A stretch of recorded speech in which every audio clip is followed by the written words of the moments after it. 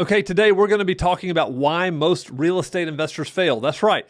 They may start off with great intentions, but they don't follow through and they end up getting out of the business altogether. So let's look at these reasons. And then towards the end, I'm actually going to throw in an honorable mention that I think is really important that I didn't put in this document. So let's get started right now. All right, so first thing is they just don't do enough research. They simply think, I know a lot of investors think, well, I know that cash flow markets are this market, this market, this market, and this market, so I need to buy in those markets, but that's not the way you should do it.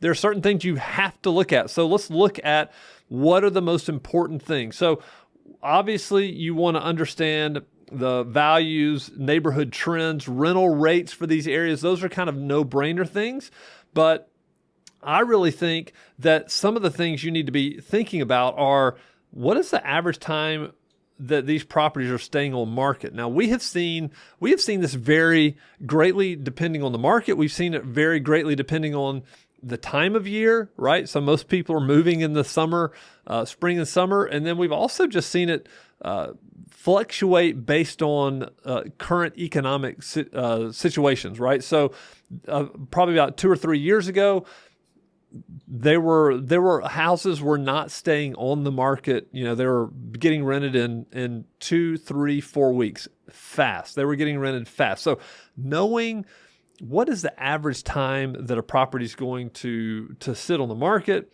I also think checking crime rates, school systems, these types of things, because people tend to chase cash flow a lot when they're looking at investable markets. Don't do that. You need to understand, what type of area that you're investing in, because a city can have great, just have a lot of great news, a lot of great things going on in the city, a lot of great development, and then you pick the wrong area of town, the wrong neighborhood, and it's not going to go well for you. Just because the city or the market is growing and expanding doesn't mean that neighborhood is going to participate in that growth. So you really need to understand the nuances in these markets. So crime rates, school systems will be good. Again, upcoming developments, business growth. It's not enough to say, well, an Amazon is putting a distribution center in here. Every city has an Amazon distribution center. So what are the main drivers for the economy? And you should be doing this research before you decide this is the market I'm going to invest in. So you can do this. You can talk to realtors. I would say realtors. I think property managers are great people to talk to. You can speak to other real estate investors, ask them why they like the market. Those types of things are really, really good to talk about when you're just doing your initial research. All right. This is one of the reasons people fail. They don't understand the market they're getting into. It happens every single day. All right. Another reason is that they overestimate cash flow. So how do people overestimate cash flow? Well, obviously, a very simple way would be to overestimate the rental rates, to believe that you can get a certain number when you may not be able to get that number. And I'll tell you just kind of a little bit of an issue that I've seen in the past is if you're buying it from somebody, from a local investor, and they say you ought to get this much, if the person that's selling it to you says you ought to get $1,500, you need to verify that number. You need to double check with that number. I would ask a third party, uninterested group what that real rental rate is. Like, you want to talk to somebody who has experience with rental rates. Now, obviously, property managers have that. We understand how much properties are going to rent for. Don't overestimate your incoming rent. That's step number one, right? Then you want to make sure you take care of property taxes, insurance, maintenance, repairs and vacancy, and repairs, I mean like turns on the turn. So unexpected repairs and higher property taxes. So you need to understand that repairs are going to happen. I don't care if the house has been fully rehabbed. You may be okay for the first 12 to 18 months, but soon things are going to break down. When somebody lives in a house, it's just wear and tear, normal wear and tear, nothing wrong with that. Also, you need to be thinking about property taxes. I've seen this a lot where people will think that they're going to pay homestead taxes and they end up paying non-homestead taxes, right? Because you're not living in the house. And those taxes can as much as double. So if you're estimating that, hey, I'm gonna pay $800 in taxes, and then all of a sudden you find out the non-homestead's $1,600, that's going to put a dent in your cash flow big time. Also, CapEx expenditures. These are going to be bigger maintenance issues you're going to have to deal with: water heaters, HVAC, roof, those types of things. Set aside emergency funds and prepare for vacancies. If you're not preparing for at least 5% vacancy per year, then you're not really doing this the right way. You should at least prepare 5% vacancy. I just would rather be conservative than get in trouble. And so, I think the struggle that a lot of investors have in this is that they think, well, I'll never buy a property I'll never buy a property if it doesn't meet all these boxes. And that's okay. It's not about how many you buy, it's buying the right one. If you buy 5 of some pretty weak deals, it's not going to end well for you. However, if you take your time and it takes you 12, 18 months to find the first property, that's a good thing, as long as it's the right property for you. All right, next, cutting corners to save money. Now, if you haven't done all your homework and you have underestimated certain things, then what happens, the natural tendency is like, where can I cut money? Where can I save money? And that's not a bad thing. It's a good thing. However, you should be careful when you're cutting corners, not just cutting costs. So how do people cut corners? Well, I think delegating wisely you should be doing this. So you don't want to cut corners when you're hiring a property manager or contractors. Now, if you are living in the city that you're buying in, it may be that you manage it yourself. I've seen plenty of people do that. Or it may mean that you do a hybrid. I know that we've had clients that have hired us to do the property management and they've done all the maintenance themselves. But they had crews to do that with. Most property managers don't like giving that over to a person simply because they need to be in control of that resident experience, because it's a big deal as to whether they re-sign up for a lease. And if you're the owner and you're not getting back with the residents and you're late in getting a repair done, then you're probably going to lose that resident. If they're a good one, that's not going to be good for you. If you cut corners with contractors, that is going to cost you money in the long run. I have had experience with this. I did this out of the gate. I hired inexperienced people. Chuck in a truck is what we like to call them, and they were just not very good. And it ended up, I had one guy who put an HVAC system in. It was the wrong type of HVAC system. I had to replace the whole thing in within 12 months. It was a nightmare. It cost me a lot of money to do that. I've also had handymen that I use that were not licensed, not insured in the past, and that was a huge liability. First of all. Second of all, they didn't do great work, and I had to end up coming back and redoing the work. So not good to do that. You don't want to cut corners with property managers or contractors. And if you are do-it-yourself, a DIY guy, then just be careful what you're doing yourself. If you could really spend your time creating more value doing something else, finding deals or whatever, I would turn this over to a professional and let them do it. And then, a reliable team. This is all about building a team. Obviously, again, it's going to free you up to do the things that you should be doing, not wasting your time with stuff that is not gonna help you in the long run. All right. So that's another mistake, is cutting corners.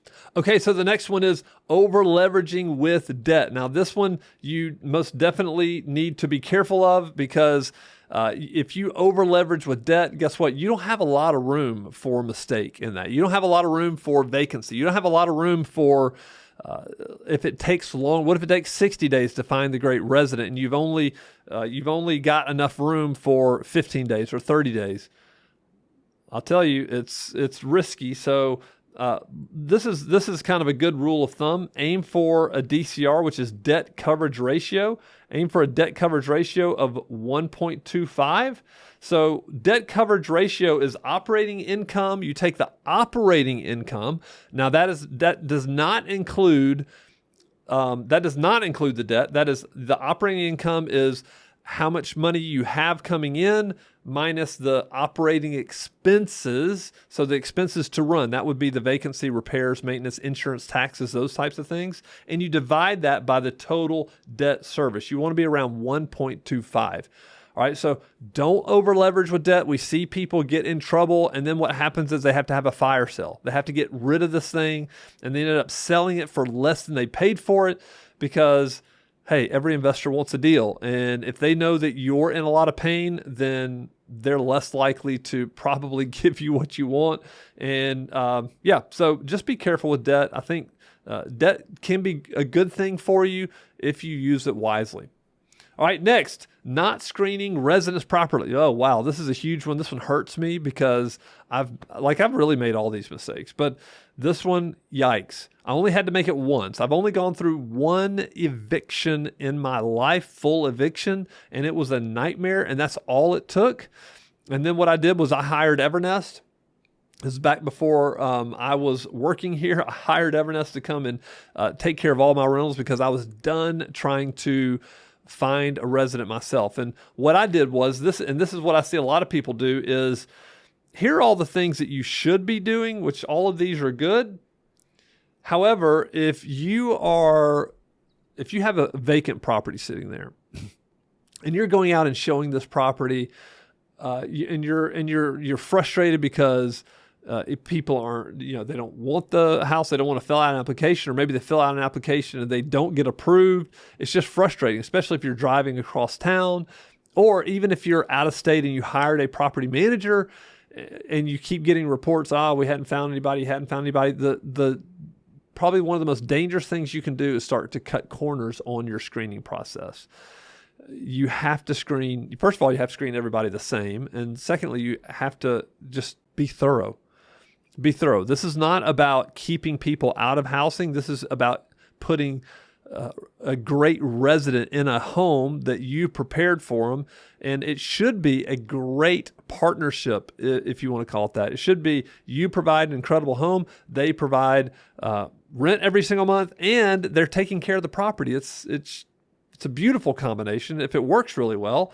But if you mess this up, it could go poorly for you. I just read, I believe it was a Wall Street Journal this weekend. I was reading a story. I think it was Wall Street Journal, of a professional scammer who moved into a New York City apartment, and the owner of the apartment lived in the city, and she and her husband went, they got some call that something was going on. They went over there and they knocked on the door and were let in, and the entire apartment had been demolished.